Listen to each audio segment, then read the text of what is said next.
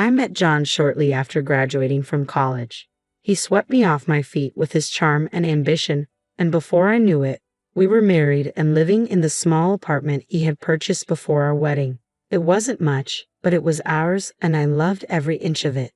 Soon after, our daughter Sarah was born, perfect, with John's blue eyes and my curly hair. It felt like we had everything: a loving family, a cozy home, and promising careers ahead of us. I started working as a secretary at a small but growing company. The pay wasn't great, but I enjoyed the work and got along with my coworkers. John, on the other hand, was making strides at his construction firm. He'd come home with stories about big projects and even bigger deals. I was proud of him, even though his long hours often meant I was alone with Sarah. But over time, something in John changed. He'd come home late, his eyes narrowed with suspicion. "Who called?" he'd demand. "Why were you all dressed up?" At first, I laughed it off, but soon his jealousy became suffocating. One night, after a long interrogation about a work event, I snapped, "You think I'm cheating?" "With who, John?" "The mailman." He didn't crack a smile. "Don't play dumb, Kelly. I see how men look at you. And your boss, he's happily married with 3 kids. I cut him off, desperate. "For God's sake, John, I'm your wife. I love you." But my words fell on deaf ears. The arguments became more frequent, each one chipping away at our marriage. I had always been faithful, always would be, but his distress was poisoning everything. Through it all, Sarah remained blissfully unaware. At 10, her world revolved around school, friends, and her iPad. I tried to shield her from our fights, but kids always know more than we think. The irony wasn't lost on me. John was the one always coming home late, always going on business trips. If anyone had reason to be suspicious, it was me. But I trusted him. I believed in our vows, in our love. Why couldn't he do the same? One night, after a particularly nasty fight, I found myself lying awake, staring at the ceiling. John's soft snores filled the room, but I felt a million miles away from him. How had we gotten here? When had love turned into suspicion? Trust into accusation? I thought about leaving, about taking Sarah and starting over. But where would we go? What kind of life could I give her on a secretary's salary? And despite everything, I still loved John, the man he used to be, the man I hoped he could be again. Just when I thought things couldn't get more complicated, life threw me another curveball. My mom, the rock I'd always leaned on, had a stroke. It came out of nowhere, leaving us all reeling. Mom had always been healthy, throwing herself into gardening and book clubs after Dad's death. She lived in a gorgeous house in the fancy part of town, courtesy of Dad's life insurance and smart investments. I used to joke that she was living the life of a retired movie star. But that Tuesday morning changed everything. I got the call at work. Mom couldn't speak, couldn't move her left side. I rushed to the hospital, my heart in my throat. The next few weeks were a blur of hospitals, doctors, and terrifying medical jargon. I visited every top clinic in the area, desperate for someone to tell me that Mom would be okay. But the prognosis wasn't good. The stroke had left her bedridden, needing round-the-clock care. I was overwhelmed. How could I take care of Mom, manage my job, look after Sarah, and deal with John's jealousy all at once? It felt like drowning in slow motion. Then, out of the blue, John suggested something. "We should move into your mom's house," he said one night over dinner. I nearly choked on my pasta. "What?" "Think about it, Kelly," he continued, his eyes lighting up. "It's a great house in a fantastic neighborhood. Sarah would have her own room, maybe even a playroom. Your mom needs care, and you'd be right there. Plus, we could rent out this apartment for some extra cash." I had to admit, it made sense. Mom's house was far nicer than our apartment, and the idea of not having to commute to take care of her was appealing. But still, it felt weird. "I don't know, John. It's Mom's house. We can't just barge in." He insisted. "I bet she'd love the company. It's better than a nursing home, right?" He had a point. Mom had always made it clear she didn't want to end up in a nursing home. Maybe this could work. The next day, I brought up the idea with Mom. To my surprise, her face lit up at the suggestion. "Oh, Kelly," she said, her voice weak but excited. "I'd love that. This old house needs some life in it again." And just like that, it was decided. We were moving into Mom's house. As I started packing up our apartment, I couldn't shake the feeling that this was the beginning of something big. But I didn't know if it would be good or bad. John was over the moon about the move. He kept talking about the garden he'd plant, the man cave he'd set up in the basement. Even Sarah seemed excited about having a bigger room. Moving into Mom's house brought a whole new set of challenges. Taking care of a stroke patient was a full-time job, one I wasn't equipped to handle on my own. After a week of sleepless nights and stress-filled days, I hired a nurse to help during the day. Nurse Jenny was a godsend. She arrived every morning at 8 and stayed until 6, taking care of Mom's basic needs. But evenings and nights were all on me. I'd come home from work, exhausted, only to start my second shift as Mom's caretaker. The stroke had affected her speech, leaving her frustrated and often silent. I'd change her diaper, giving her as much dignity as I could. Then came the sponge bath, the massage to keep her muscles from atrophying, the meds, and finally dinner. It was grueling work, both physically and emotionally. Seeing my vibrant, independent mother reduced to this state broke my heart every day. But I did it because I loved her, because she would have done the same for me. What I didn't expect was Sarah's reaction to her grandmother's condition. At 11, I thought she'd be old enough to understand, to help out even. But boy, was I wrong. One evening, as I was heading to Mom's room, I saw Sarah dart past me, her hand clamped firmly over her nose. "Sarah," I called out, "where are you going? Don't you want to say hi to Grandma?" She shook her head violently. "No way. It smells gross in there." I was taken aback. "Sarah, that's not a nice thing to say. Grandma needs our help and support right now." "I don't care," she spat back, her voice full of disdain. "She's disgusting. I'm not going near her." Before I could say anything else, she stormed off to her room, slamming the door behind her. I stood there, stunned and hurt, trying to process what had just happened. Where had my sweet little girl gone? I turned to John for support, but when I needed him most, I found nothing. "Not my problem," he would say every time I asked for help with Mom. "I didn't sign up for this." It stung, but I couldn't entirely blame him. None of us had signed up for this life. Still, as I watched him play video games with Sarah or take her out for ice cream while I was elbow deep in adult diapers and medication schedules, I couldn't help but feel resentful. The one silver lining, though, was seeing how close John and Sarah had become. They'd always had a good relationship, but now it seemed even stronger. I'd hear them laughing together in the living room or see them huddled over Sarah's homework at the kitchen table. It warmed my heart, even as it made me feel more isolated. 2 years passed in a blur of bedpans, medications, and stolen moments of sleep. Mom's condition had stabilized, but she still required constant care. I was exhausted, but I had found a rhythm, just barely. Then, on an ordinary Tuesday, everything fell apart. The phone rang while I was changing Mom's sheets. It was Mrs. Peterson, our old neighbor from the apartment complex. "Kelly, dear," she said, her voice laced with concern. "I thought you should know. I've been seeing John around quite a bit with a company of young women, different ones, always very pretty." I thanked her and hung up, my mind reeling. That night, I confronted John. "Oh, those are just potential tenants," he said smoothly, brushing me off and showing them the apartment. I wanted to believe him. I really did. But the seed of doubt had already been planted, and it was growing like a weed. A week later, I found the lipstick stain. It was on the collar of his white shirt, a perfect crimson kiss. My hand shook as I held it up to the light, trying to convince myself it was just a pen mark or a food stain. But deep down, I knew better. I waited until his next business trip to make my move. With trembling hands, I unlocked the door to our old apartment. The sounds coming from the bedroom confirmed my worst fears before I even opened the door. There was John in our bed with a woman I'd never seen before. They scrambled to cover themselves, but the damage was done. "What are you doing here?" John exclaimed, not even having the decency to look ashamed. I couldn't speak. I just stood there, staring at the scene before me, feeling my world crumble around me. "Look, Kelly," he said coldly, "I'm sorry you had to find out this way, but let's be honest. I'm bored. You're always busy with your mom. This is exciting." His words cut deeper than any knife. Without a word, I turned and left, my mind already racing toward what I needed to do next. The divorce proceedings were ugly. John fought me every step of the way. But in the end, we stood before a judge dividing up our life together as if it were nothing more than assets on a balance sheet. Then came the hardest part, custody of Sarah. At 12, Sarah was old enough to have a say, and her choice broke my heart. "I want to live with Dad," she declared, her voice steady. "I don't want to be around Grandma anymore. It's gross and depressing, and Mom's always trying to make me help." The judge nodded sympathetically, taking into account John's higher income, the stability he could provide, and Sarah's clear preference.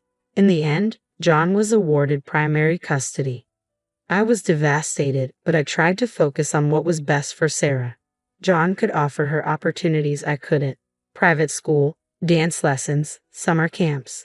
We agreed on weekends and holidays for me, a schedule that looked neat and tidy on paper but felt like a gaping wound in my heart as I watched Sarah pack her things, excitedly chatting about her new room at Dad's.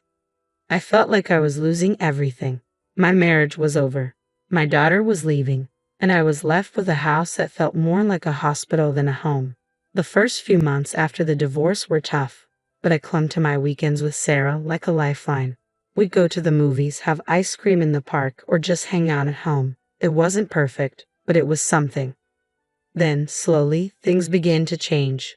Sarah started canceling plans. "I have a sleepover," she'd say. "Dad's taking me to a concert." I tried to be understanding, to be the cool mom who didn't make a fuss, but each cancellation felt like a knife twisting in my gut. Soon, the cancellations became more frequent. Weeks would go by without a visit. My calls went straight to voicemail, and text messages were met with one-word responses, if I got any response at all. One Sunday, after yet another canceled visit, I decided to call Sarah directly. The phone rang once, twice, then went to voicemail. I tried again. This time, a robotic voice informed me that the number I was trying to reach had blocked my calls. My hand shook as I dialed John's number. "What do you want, Kelly?" His voice was cold, annoyed. "John, I can't reach Sarah. She's blocked my number. What's going on?" There was a long pause. "Look, Kelly, Sarah doesn't want to talk to you right now. You need to respect that. She's my daughter. She's also a person with her own feelings," John shot back. "And right now, she doesn't want to be around all that negativity at your place. I mean, the sickness, the sadness. Sarah needs stability. She needs a normal family. She sees Lisa as a mother figure now. She's got a normal life here, 2 parents, no sick relatives, no drama. Why can't you just let her be happy?" I couldn't speak. Tears streamed down my face, and I was thankful John couldn't see me. "Look," he continued, his voice softening slightly. "I know this is hard, but if Sarah doesn't want to see you right now, you need to respect that. Don't force it. It'll only push her away more." I wanted to scream, to argue, to demand my rights as a mother, but a small, rational part of my brain whispered that he might be right. If I pushed too hard, I might lose Sarah forever. I sank to the floor, phone clutched to my chest, and sobbed. My little girl, my Sarah, didn't want me anymore. Someone else was being her mother, kissing her goodnight, helping with homework, sharing the moments I was missing. Mom found me hours later, still on the floor. She'd managed to shuffle over with her walker, her face creased with concern. "Kelly," she said, her voice stronger than it had been in months. "What's wrong, sweetheart?" I looked up at her, this woman who'd been my rock for so long, who I'd been taking care of for years. In that moment, our roles reversed again. I was the child, seeking comfort from my mother. "Oh, Mom," I cried, reaching for her hand. "I've lost her. I've lost my baby girl." Mom squeezed my hand, her touch still weak but full of love. "No, Kelly, you haven't lost her. She's just lost right now. She'll find her way back to you. You'll see." 14 years, it's amazing how time can fly by and drag on simultaneously. Mom's condition improved slightly over the years. She regained some mobility and speech, but caring for her remained a full-time job. When she passed away peacefully in her sleep, I felt a mixture of grief and shamefully relief. Suddenly, I found myself alone in this big, empty house. The silence was deafening. No more beeping medical equipment. No more schedules for medications and therapy sessions. Just me, rattling around in rooms full of memories. Then, out of the blue, my phone rang. The number was unfamiliar, but the voice, I'd know it anywhere. "Mom, it's Sarah. I was hoping we could meet to talk." We arranged to meet at a cafe downtown. As I waited, my hand shook around my coffee cup. I spotted a young woman entering. It took me a moment to realize it was Sarah. Gone was the gangly preteen I remembered. In her place stood a poised, beautiful young woman. "Hi, Mom," she said, sliding into the seat across from me. We made awkward small talk at first. She filled me in on her life, her job in marketing, her hobbies, her friends. Then she dropped the bombshell. "I'm getting married," she said, pulling an envelope from her purse. "Here's an invitation." My heart swelled with joy and a tinge of sadness. My little girl, getting married, and I'd missed so much. "Oh, Sarah, That's wonderful news. I'm so happy for you. She cut me off abruptly. Actually, Mom, that's kind of why I wanted to meet. I was hoping to talk about Grandma's inheritance. The house. Her savings. I want them. I felt like I'd been slapped. Excuse me. Look, Mom, she said, leaning forward. That house is in a great area. It's worth a fortune. After the wedding, Jake and I want to live there. Start our family there. Anger bubbled up inside me. Sarah, you haven't set foot in that house in over a decade. You said it disgusted you. You called it a tomb. She waved her hand dismissively. I was just a kid then, but I've grown up now. Times have changed, and let's face it, I'm Grandma's only grandchild. She would have wanted me to have the house. I could hardly believe what I was hearing. Wanted you to have it, Sarah. You didn't even come to her funeral. You didn't call or write for years. That's ancient history, she snapped. The point is that house should be mine. I deserve a comfortable life. Deserve? I asked, my voice shaking with rage. You didn't lift a finger to help when Grandma was sick. I gave up my life to care for her. And now you think you deserve her house. Sarah's face hardened. Fine, if that's how you want to play it, I'll sue. I'll get what's rightfully mine. She stood up abruptly, snatching the wedding invitation off the table. You know what? Forget it. You're not invited to the wedding. I don't need your negativity there, and I don't need your permission to take what's mine. I sat there, stunned. The daughter I had loved, missed, and longed for all these years was gone. In her place stood a stranger, cold, greedy, and unrecognizable. The days that followed our disastrous meeting passed in a blur of anger, grief, and a deep, numbing emptiness. But as time wore on, something unexpected happened. I felt relieved. The heavy weight of hoping for reconciliation, of longing for a relationship with Sarah, seemed to lift. In its place, there was a strange sort of peace. I didn't attend Sarah's wedding. I didn't send a gift or a card. Instead, I spent the day volunteering at a local animal shelter, finding comfort in the unconditional love of abandoned pets who needed care. It felt fitting somehow. Curiosity got the better of me a few days later, and I found myself scrolling through Sarah's social media. There she was, radiant in white, smiling up at her new husband. For a moment, my heart clenched with the pain of what might have been. But then I saw it. A long rambling post about her cruel mother who refused to attend the wedding and withheld her rightful inheritance out of spite. I read it twice, marveling at the sheer audacity of her lies. Part of me wanted to comment, to set the record straight, but what was the point? The people who mattered, my family, those who had seen me care for Mom all those years, knew the truth. As for everyone else, well, their opinions, based on a stranger's social media posts, weren't my concern. A week later, my cousin Jeannie called. Kelly, I thought you should know, she said, her voice a mix of anger and concern. Sarah's been talking about suing you for your mom's estate. I sighed, not surprised. Let her try. That's just it, Jeannie continued. Apparently, she talked to a lawyer. He told her she doesn't have a leg to stand on. Your mom left everything to you, clear as day. I chuckled. Of course, Mom had made sure of that. She was always the practical one. Thanks for letting me know, Jeannie, I said. But honestly, I don't care what Sarah does anymore. She's made her choices. There was a pause on the other end of the line. Then Jeannie said, I'm proud of you, Kelly. After everything you've been through, you deserve some peace. As I hung up the phone, I looked around the house. Mom's house, now my house. Every corner held memories, some painful, some beautiful. But for the first time in years, I felt like I could breathe here. I walked to the window, looking out at the garden Mom had loved so much. It had gotten a bit overgrown in recent years, but I could still see its potential. Maybe it was time to bring some life back to it. As I stood there, planning my next trip to the garden center, I realized something. The chapter of my life that revolved around Sarah, the hope, the pain, the longing, was finally closing. But that didn't mean my story was over. Far from it.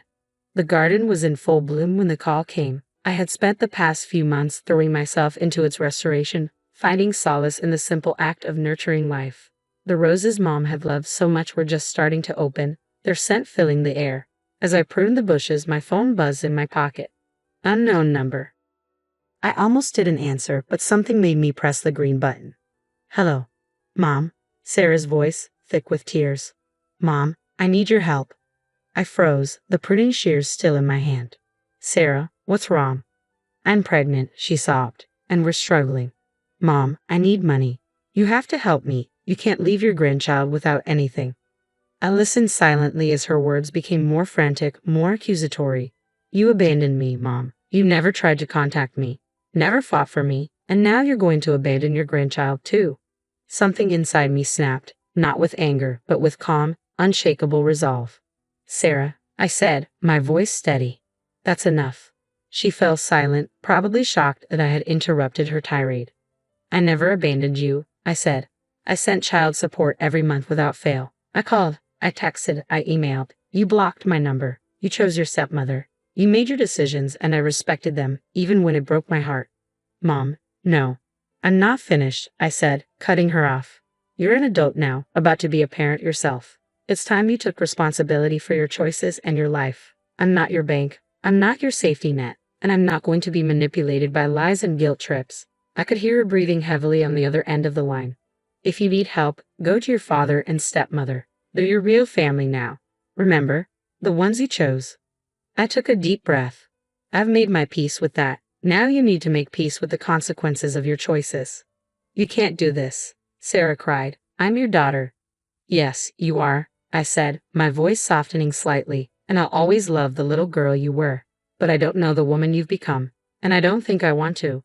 I took another deep breath. Goodbye, Sarah. I wish you and your child well, but please, don't contact me again. I ended the call before she could respond. My hand shook slightly as I lowered the phone. For a moment, I stood there in the garden, surrounded by the life I had nurtured, feeling the weight of what had just happened. But then, slowly, I felt a lift. The last ties binding me to a painful past had been cut, the last what-ifs laid to rest. I looked around at the garden, at the house beyond. This was my life now, not defined by loss or regret, but by the choices I made going forward. I picked up my pruning shears and turned back to the rose bush. There was still work to be done, still beauty to cultivate. And for the first time in as long as I could remember, I felt truly, completely free.